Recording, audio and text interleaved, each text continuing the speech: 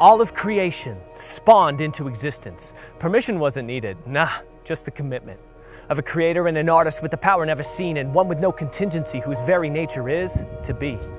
Arguments aside, he created his masterpiece, a being who shared his nature and grace, who saw him face to face in easy fellowship, free will to choose to love as they were loved into existence. So short-lived it seemed, man fell into a spell of sin, sabotaging the connection with him, their kin no longer desiring what the creator was by nature, goodness itself.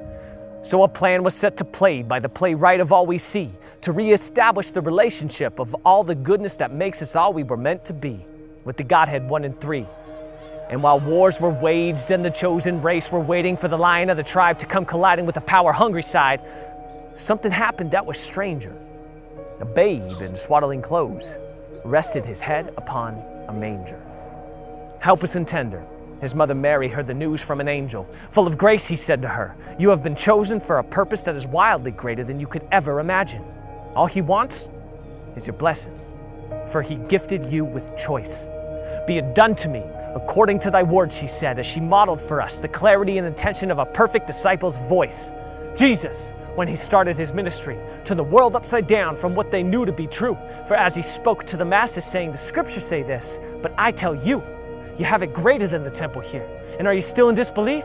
What if you were to see the Son of Man ascend? Would that be enough to satisfy your need? What will it take for the creation to fully pursue with a reckless abandon the creator of all and their eternal calling?" Jesus proclaimed to the thousands to be fully alive. You have to give up the things you are pursuing. The miraculous miracles Christ performed all served a purpose to show his divinity, but it still required more, as he was the humble recipient of a litany of prophecies. This ain't just a philosophy or a theology, but reality confirms that with the clarity of God, he called out his divinity. Empirically, of course, but also allegorically. He literally showed his quality through a very Jewish lens with a very Jewish key. He was not what the Jews thought. In fact, he was none of the above. They were waiting for a king that could fight their kings with swords, and he came with weapons of love.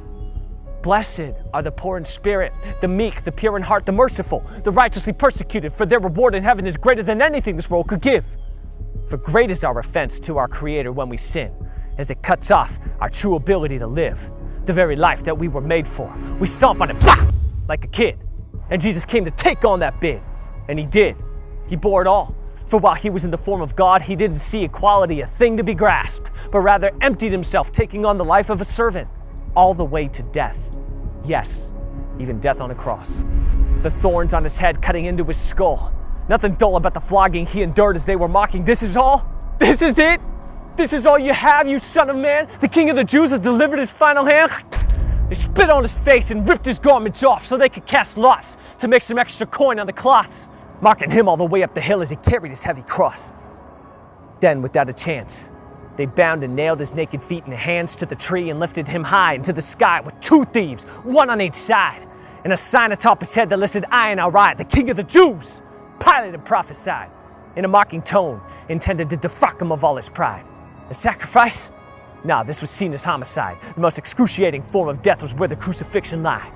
With calculated timing, he was denying food and drink, his mother watching all the horrid disciples at his feet, and the Pharisees still questioning if he would save himself. The Son of God, if it were true, would surely show that feat. Then with little breath, "I thirst," poured from his lips.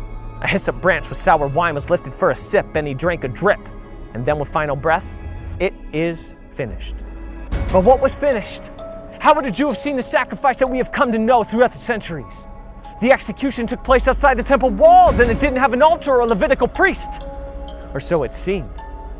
How can a death like his be turned into a sacrifice? Unless the Christ first offered up with total commitment his life. So we rewind to the night before, the upper room, where we find the kind of clues he whispered through his mission and commissioned something for his men to do.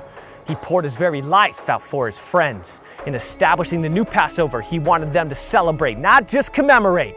"This is my body, this is my blood, this is the new covenant I make." Long as you celebrate this meal, you proclaim the death I take, and in communion with our God, my very life is yours to claim. But the story goes on. Christ didn't stop there. They pierced his side. The blood and water flowed forth. They buried his lifeless corpse in the tomb. Still nervous at what Jesus claimed he would do. Guard shifts change, and they exchange worries on what to expect, but never did they guess what Christ had in store for them next.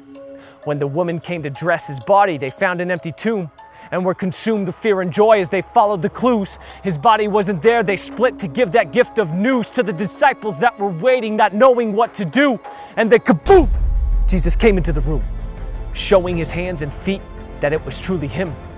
And he commissioned them to build up his crew. Death, the last great fear in life, has now been conquered by the one who gave life. And now he sits in a throne on high, so that now his eternal sacrifice is not bound by space and time. Through Christ, all is complete. The only question still lies, will we stay in our defeat or rise to victory? What will you believe? The facts, they don't leave. Jesus was crucified but paved the way to give us his life. But it all starts with faith, so do you believe he was divine and the Lord of all your mind? This submission requires a change of life. The choice is up to you. It always has been, dude. But trust, you can win. Because of Christ, there ain't nothing you can't do. Take on the world.